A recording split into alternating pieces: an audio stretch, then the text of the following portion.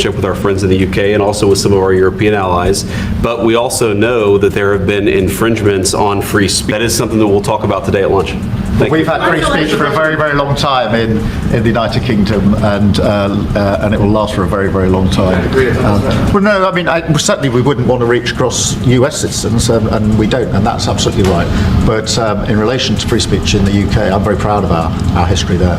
We discussed all this, though. We've discussed, Mr. President, while we have. I think you should have to carry that around. Like, you should be able to express yourself and not have to be famous. I don't think there's a problem with that. You mean and not have to have it be known? So you're saying that right. Elon should be able to also have a separate voice if he wants to, or anyone should. If you want to. But the problem is, if you do that, then you're going to have corporations that are doing what we're suspecting that they're doing. Joe Rogan recently took aim at the UK's tightening restrictions on free speech, calling out how stifling it's become for people to voice opinions online. His criticism of Keir Starmer's remarks struck a nerve, igniting backlash from many who didn't take kindly to his views. It 100% is. It 100% is. That's really happening? Yes, it's really happening. You can't give people that much control. You can't give people that much control over what offends them or what offends people, what you could say, what you can't say. Can you imagine if they would come at the end of every episode, they'd be waiting outside of your Yeah, but here's the thing, man. This is a new thing. Keir Starmer, leader of the UK's Labour Party, boldly claimed that free speech is alive and well in the UK, despite mounting evidence to the contrary. Meanwhile, his flip-flopping stance on Donald Trump, once calling him dangerous, now inviting him to the UK, has left many questioning his integrity. Joe Rogan and JD Vance aren't having it, calling out the glaring contradictions. What's really going on behind closed doors? What do you think about what Elon Musk has been tweeting about Britain and the Prime Minister over the last few days? Well, what I say is that all social media companies have responsibilities. 6. Joe Rogan has long been a fierce advocate for free speech, both in the US and abroad, often taking a stand against government overreach and censorship. His criticism of the UK's growing restrictions has raised plenty of eyebrows, particularly regarding the country's online safety bill. This bill grants the government sweeping powers to regulate online content, sparking fears that it's a covert effort to control public discourse and stifle free expression. All right, this is a new thing, and it's a scary thing. It's a really scary thing. They arrested thousands of people for social media posts. Thousands. That's crazy. Were they threatening people?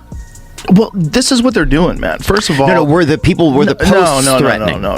They don't have to be. They don't have to be threatening. What? Yeah, they could be misgendering. There's a lot of things that you could get in trouble Why be alive if you can't even think or say what you want? People could deem it's racist if it's anti-migrant. You know, they have a migrant crisis. So Rogan's criticism zeroes in on the dangerous consequences of these laws, warning they could silence people just for expressing their views. He argues that what's being sold as a public safety measure is actually a direct assault on free speech. Unlike the US, where free speech is enshrined in the First Amendment, the UK's growing censorship efforts have sparked serious concern about the future of open expression. Keir Starmer says he is proud of Britain's history of free speech. Let that fucking sink in, as he clashes with JD Vance over praying at abortion clinics during Oval Office meeting with Trump. They got arrested. People got arrested for praying silently across the road, not even saying words or anything. People got arrested. For Rogan, free speech isn't just a right, it's the foundation of societal growth, debate, and progress. He argues that restricting it crushes the exchange of ideas that fuels innovation and change. The growing divide between the US and UK on free speech raises critical questions. Is the UK losing its voice? What happens when the government controls the narrative? Keir Starmer, leader of the UK's Labour Party, claims the UK still champions free speech, positioning himself as its defender, but his actions tell a different story. While he talks the talk, his leadership has been marked by moves that seem more focused on suppressing dissent than safeguarding open expression. Yeah, but you know, again, I've been saying this for weeks. You know, I know what Donald Trump is like. Not all Britain has. But a lot of people are going, oh, you know, Starmer's going to be humiliated. They're sort of talking it down as if, you know, now Starmer's had some great, you know, a great day out because he wasn't humiliated. I mean, is that really the level of our Prime Minister now, that he's had a good day because he wasn't made fun of?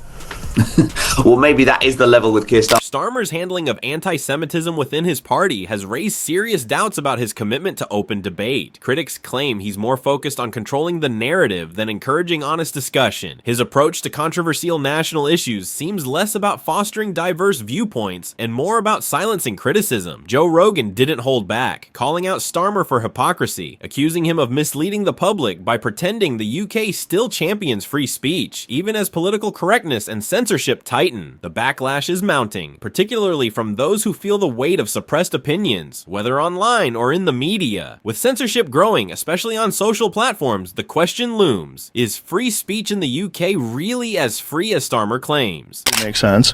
So you shouldn't be allowed to threaten people online.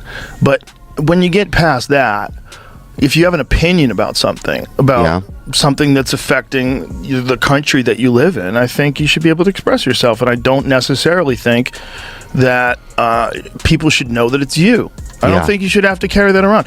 Like, you should be able to express yourself and not have to be famous. Keir Starmer's sudden shift on Donald Trump has sparked outrage across the UK. Not long ago, Starmer called Trump dangerous and refused to invite him to dinner. Now he's softening his stance, even inviting Trump to visit the UK. This dramatic change has many questioning his motives. Critics see it as blatant political opportunism. Starmer, they argue, is trying to win favor in the US to boost his own standing. But this flip-flop raises eyebrows, especially given his harsh condemnation of Trump just months ago. Many believe Starmer is more focused on political power than sticking to his principles. Public backlash has been swift, with accusations flying from all sides. Some claim he's sacrificing UK values for popularity, while others see it as a desperate attempt to rebuild his image after Labour's recent struggles. Either way, Starmer's political moves are now under intense scrutiny.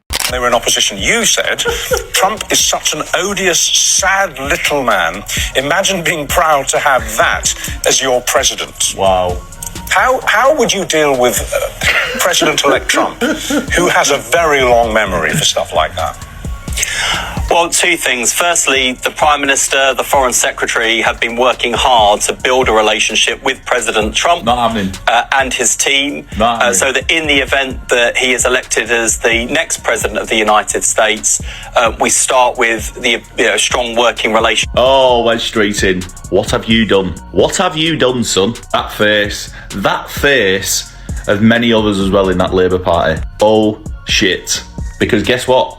U.S. Senator J.D. Vance didn't hold back in calling out Keir Starmer for his contradictory statements. Vance slammed Starmer over his comments on Trump and free speech, accusing the Labour leader of ignoring the real issues plaguing the UK. He called out Starmer's misleading rhetoric, pointing to the UK's growing censorship and suppression of dissenting voices, a crisis Starmer has yet to address. In a tense exchange, Vance confronted Starmer, highlighting the impact of these issues not just domestically, but globally. His message was clear: Starmer needs to stop pretending everything is fine and face the reality of the situation.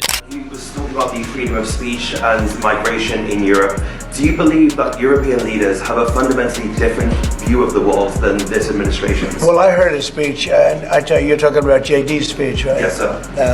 I heard his speech, and he talked about freedom of speech, and I think it's true in Europe. They're losing their wonderful right of freedom of speech. I see it. I mean, I thought he made a very good speech, actually, a very brilliant speech, yeah. Third, Vance's bold intervention has sparked mixed reactions. In the UK, some see him as an outsider telling uncomfortable truths, while others argue he has no place in British politics. The exchange has ignited curiosity about how political figures interact across borders, raising questions about the influence of international voices in domestic affairs and the future of global politics. Meanwhile, Joe Rogan has cemented his role as a key figure in the global discourse on free speech. His growing influence has made him a fierce critic of governments that restrict free expression. Rogan hasn't held back, calling out figures like Starmer for downplaying the escalating crisis. He argues that politicians are ignoring the growing limitations on free speech, all while pretending the problem doesn't exist. The relationship between the UK and the US and the EU, I've always been clear that both are important to us. Now that for me isn't new. I think that's always been the case and will be the case for many, many years to come. That's why in my discussions with President Trump, we've touched on issues of trade and on issues of security, both both really important in relation to the trade that we already do between our two countries, but also the security, the defence and the intelligence partnership that we founded over many, many years, hugely important to our collective defence. Both of these relations are very important to us. We are not choosing between them, but that's historically been the position of the UK for many, many decades now. Rogan has warned that unchecked government power in the UK could lead to authoritarianism, urging people to address these issues before they spiral. But he's not just focused on the UK. His comments have sparked a global conversation about the limits of free speech and the dangers of growing political control. We cannot rebuild Western civilization. We cannot rebuild the United States of America or Europe by letting millions and millions of unvetted illegal migrants come into our country. It has to stop. Thank God it stopped here, but it's got to stop there. Rogan's remarks have set off a wave of outrage, sparking calls for greater government transparency, tougher social media regulation, and stronger individual rights protections. As political tensions escalate globally, voices like Rogan, Jay, D, and Vance are intensifying the demand for accountability. The heat is on Keir Starmer. The pressure is mounting for him to reconcile his public stance on free speech with his actions, especially concerning his ties to Donald Trump. The question now, will Starmer adapt to the growing public outcry, or will he double down on his current approach? Most concerningly, I look to our very dear friends, the United Kingdom, where the backslide away from conscience rights has placed the basic liberties of religious Britons in particular in the crosshairs. A little over 2 years ago, the British government charged Adam Smith Connor, a 51-year-old physiotherapist and an Army veteran, with the heinous crime of standing 50 meters from an abortion clinic and silently praying for 3 minutes. Not obstructing anyone, not interacting with anyone, just silently praying on his own.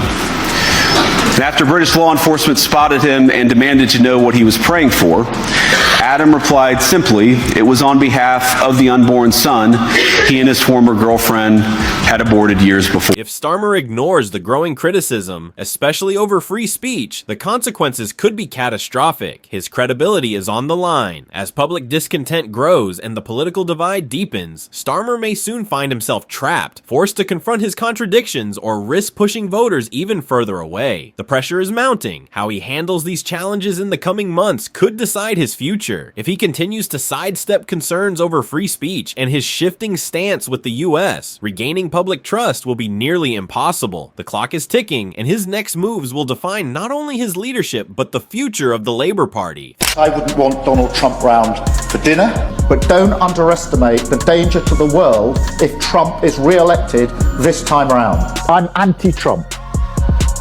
I would like to send my warmest congratulations to President Trump on his inauguration as the 47th President of the United States. Keir Starmer's political future is on the edge, with rising pressure from figures like Joe Rogan and J.D. Vance. How he responds to the mounting concerns over free speech and his wavering stance on Trump will decide if he can win back public trust or spiral into deeper political chaos. If you enjoyed, like and subscribe. More videos are on screen now.